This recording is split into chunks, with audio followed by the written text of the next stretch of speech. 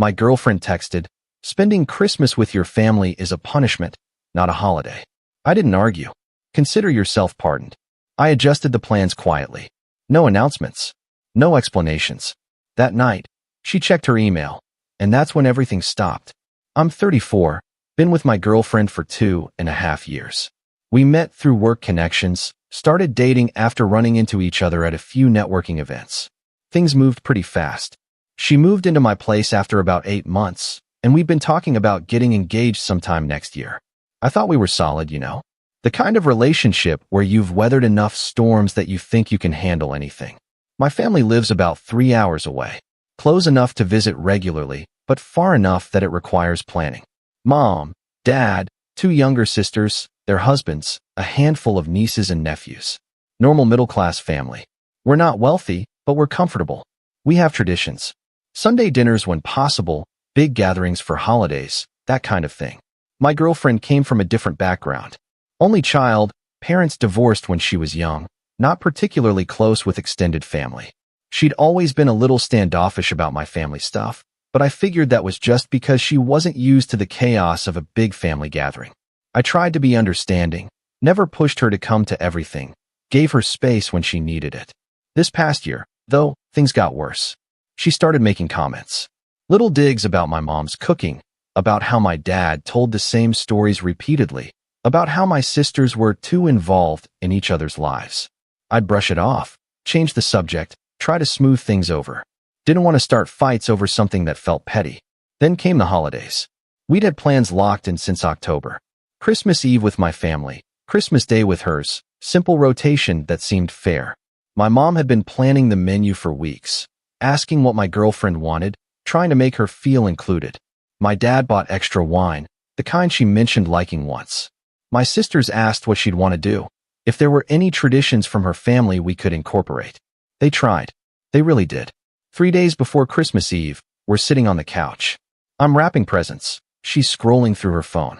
She gets this look on her face, sighs dramatically. What's wrong? Nothing. Doesn't seem like nothing. She locks her phone, looks at me. I really don't want to go to your parents for Christmas Eve. I stop wrapping. We've had this planned for months. I know, but the thought of sitting through another evening of your dad's war stories and your mom's passive-aggressive comments about how I hold my fork is just exhausting. My mom has never said anything about how you hold your fork. She doesn't have to say it. I can see her looking. You're imagining things. I'm not. Your whole family judges me. They think I'm not good enough for you. That's not true. They've been nothing but welcoming. They're polite. That's different from welcoming. We go back and forth for 20 minutes. She's convinced my family doesn't like her. I'm trying to explain that they do. She's taking normal family quirks as personal attacks. It's going nowhere. Finally, she says, "Can't we just skip it? Tell them we're sick or something." No, we're not lying to my family. And I'm not skipping Christmas Eve with them. Of course not. God forbid you disappoint mommy and daddy. That's not fair, isn't it? You put them before me constantly. Every time there's a Sunday dinner, every time there's a birthday, every time someone sneezes, you're ready to drop everything and drive 3 hours. I visit my family maybe twice a month. That's not constantly. It feels constant to me. I finish wrapping the present I'm working on, try to stay calm. What do you want me to do? Cut off my family. I want you to prioritize our relationship. To recognize that spending time with them shouldn't be mandatory. It's not mandatory, but it's Christmas. Family is kind of the point. She picks up her phone again, starts typing. I can see she's texting someone, but I don't ask who. Probably her best friend, the one who's never liked me, who's been telling her since day one that I'm too attached to my family. Later that night, I'm in the shower when I hear her phone buzz repeatedly. When I get out, she's in the bedroom with the door closed, talking to someone in a low voice. I don't eavesdrop, just go to the kitchen, make myself a drink, try to decompress. The next morning, I'm getting ready for work when my phone lights up with a text from her. She's already left for her job, sent it from the car, or maybe the office parking lot. Spending Christmas with your family is a punishment, not a holiday. I can't do this anymore. I need you to choose. I read it 3 times. 4 times. The word punishment sits in my chest like a stone. I text back. Consider yourself pardoned. She responds immediately. What does that mean? I don't answer. Just put my phone away, finish getting dressed, go to work. During my lunch break, I make some calls. First to my mom, explaining that there's been a change of plans, that my girlfriend won't be coming for Christmas Eve, that I'll explain more later. My mom's disappointed but understanding, says she loves me, says they'll save her a plate if she changes her mind. Second call is to a few friends, asking if anyone has availability for a last-minute holiday gathering. One of them, my buddy from college, says he and his wife are hosting a casual thing on Christmas Eve for people who want a low-key celebration. Says I'm more than welcome. Third call is to my sister, the older one who's always been protective of me. I tell her what's happening, that I need advice. She listens, doesn't interrupt, then says something that sticks with me. If she thinks being with people who love you is punishment, she doesn't actually love you. She loves the version of you that exists in isolation, where she's the only person who matters. That hits hard, because it's true. I spend the afternoon working, but my mind's elsewhere. Going through memories, conversations, patterns I'd ignored.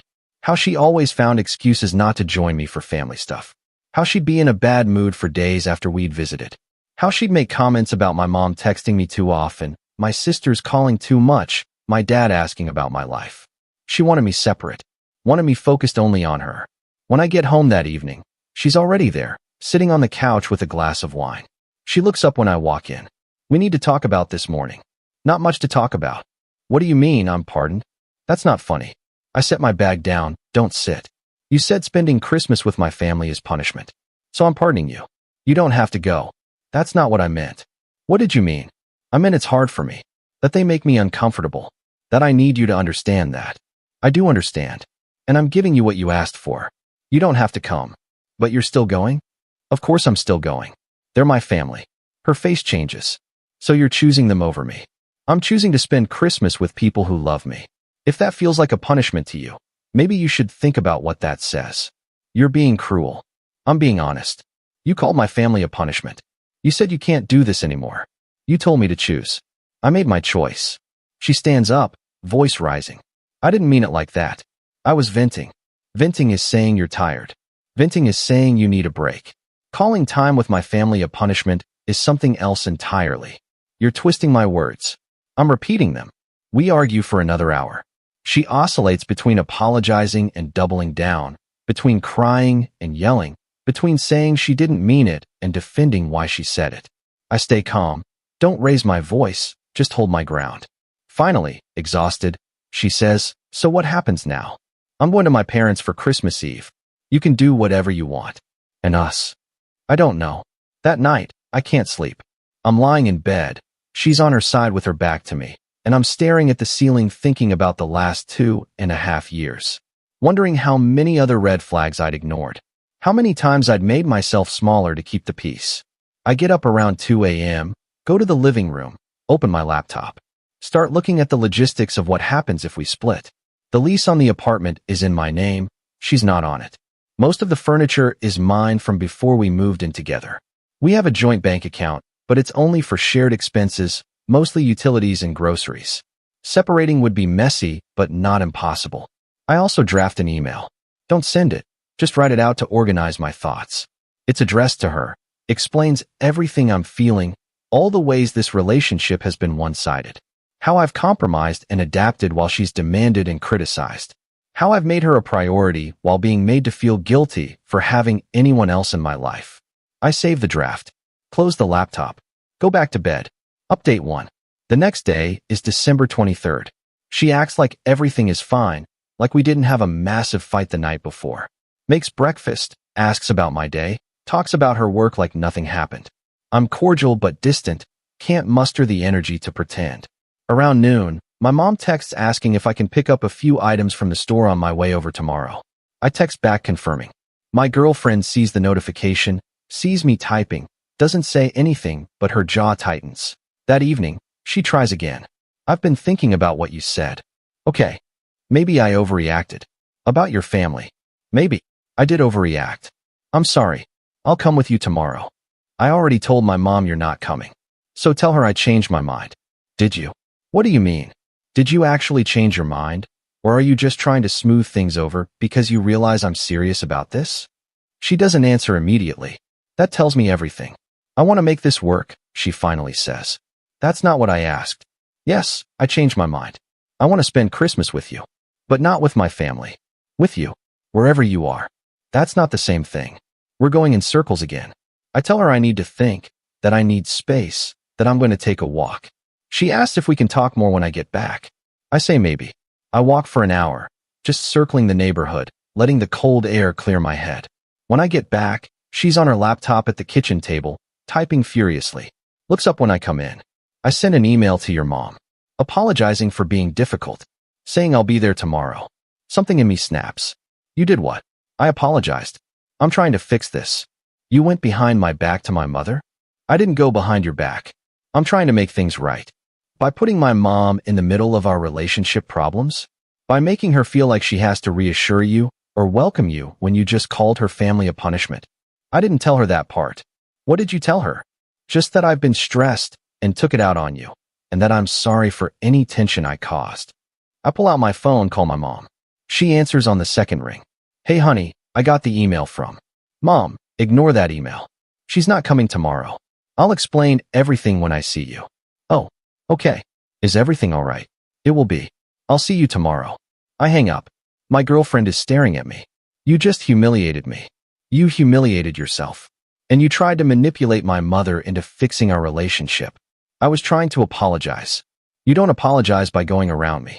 You don't fix things by putting other people in awkward positions. She slams her laptop shut. Fine. Do whatever you want. Go to your perfect family and have your perfect Christmas without me. I will. She storms off to the bedroom. I hear the door slam. I sit at the kitchen table, open my own laptop, pull up that draft email I wrote last night. I revise it, add details, make it clearer. Then I send it. Not to her. To myself. Carbon copy to my personal email and my work email. Date stamped proof of everything I'm feeling, everything I'm thinking, in case I need it later. Then I open a new email, this one to her. Keep it short. I've made arrangements to spend Christmas Eve with friends. Christmas Day I'll be with my family. You're welcome to stay here or make your own plans. When I get back on the 26th, we need to have a serious conversation about whether this relationship can continue. I schedule it to send at 10 p.m. after she's gone to bed. Don't want another fight tonight. Update 2. Christmas Eve morning, I wake up early. She's still asleep or pretending to be. I pack a bag quietly, load it in my car, leave a note on the kitchen counter that just says, Merry Christmas, with no other context. I spend the day with my friend and his wife. It's casual, comfortable, no pressure. We play board games, eat too much food, watch bad holiday movies. Around 8 p.m., my friend asks if I want to talk about what's going on. I give him the summary version. He listens, nods. You know you deserve better than someone who resents your family, right? I'm starting to realize that. Starting? Man, you've known it for a while. You're just finally admitting it. He's not wrong. I check my phone around 10:30 p.m. 3 missed calls from her, a dozen texts. The email I scheduled sent at 10 o'clock. Her texts start confused, then angry, then panicked. Where are you? Why did you leave? Did you really just send me a breakup email? This is cowardly. Call me. I'm serious. Call me right now. You can't just end a 2.5-year relationship over email. I'm sorry about what I said about your family. Please come home. We can fix this. I love you. I don't respond. Turn my phone on silent. Go to bed in my friend's guest room. Christmas Day, I wake up to 17 more texts and 4 voicemails. Don't listen to them. Just get ready, thank my friend and his wife for their hospitality, drive to my parents' house. My family knows something is wrong, but they don't push. My mom hugs me extra long. My dad squeezes my shoulder.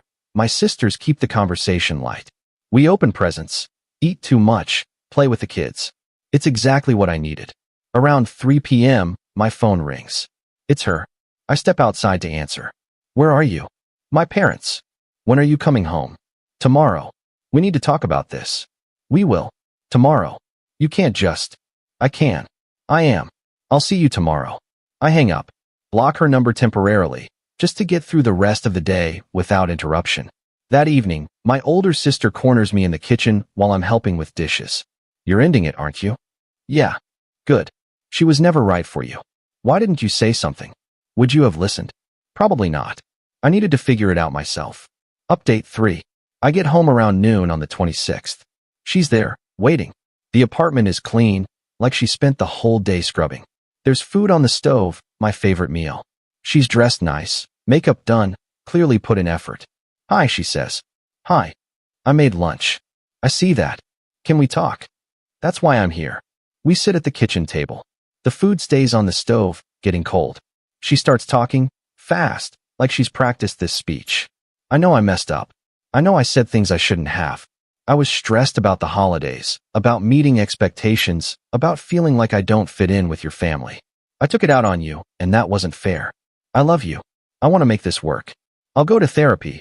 I'll work on my issues. I'll be better about your family. Just please don't end this. I let her finish. Then I speak. I appreciate the apology.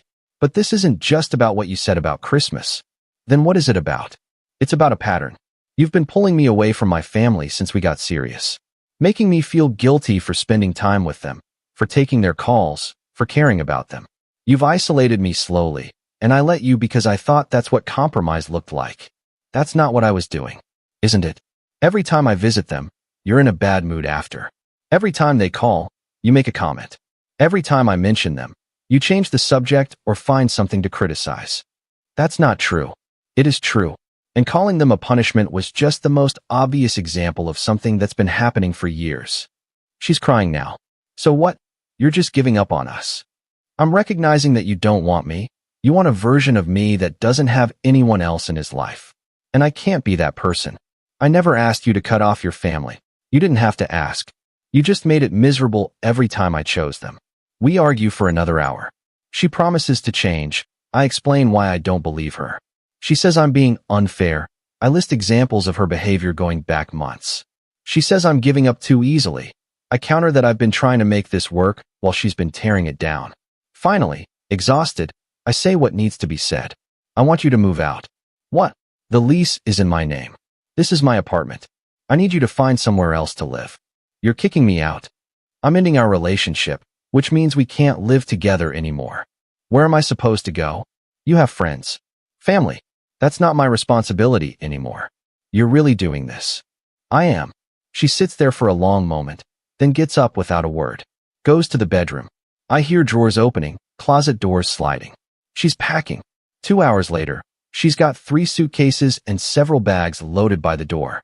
She looks at me, one last attempt. If I leave now, that's it. We're done. We're already done. You're going to regret this. Maybe, but I'll regret staying more. She leaves, takes her stuff, loads it in her car, drives away. I watch from the window, making sure she's actually gone. Then I sit on the couch in the quiet apartment and feel relief. Not sadness, not regret. Just pure relief. Final update. It's been 3 months. She tried to reach out a few times in the first couple weeks. Texts saying she'd changed. She understood now. She wanted another chance. I never responded. Eventually she stopped. I heard through mutual friends that she moved in with her best friend, the one who never liked me. They're apparently very happy together, which makes me wonder if there was more to that friendship than I realized. Doesn't matter now. I've been spending more time with my family, making up for the years I held back to keep the peace. My sisters joke that they got their brother back. My mom doesn't say I told you so, but I can see it in her eyes. My dad just seems relieved. I'm not dating yet. Not ready. But I'm also not lonely, which surprises me. I'd thought being single after 2.5 years would feel empty. Instead, it feels like I can breathe again. Last week, I was at my parents' for Sunday dinner. My nephew asked why my girlfriend wasn't there anymore. My sister started to redirect him, but I answered honestly. She didn't like spending time with all of you, and I decided I wanted to be with people who do. He thought about that for a second, then said, "That's dumb. We're awesome." Yeah, kid. You are. I learned something important from all this. Love shouldn't require you to shrink your world. It should expand it. If someone makes you choose between them and everyone else you care about, they're not offering love. They're offering control dressed up as affection. And I'd rather be alone than be with someone who sees my family as competition.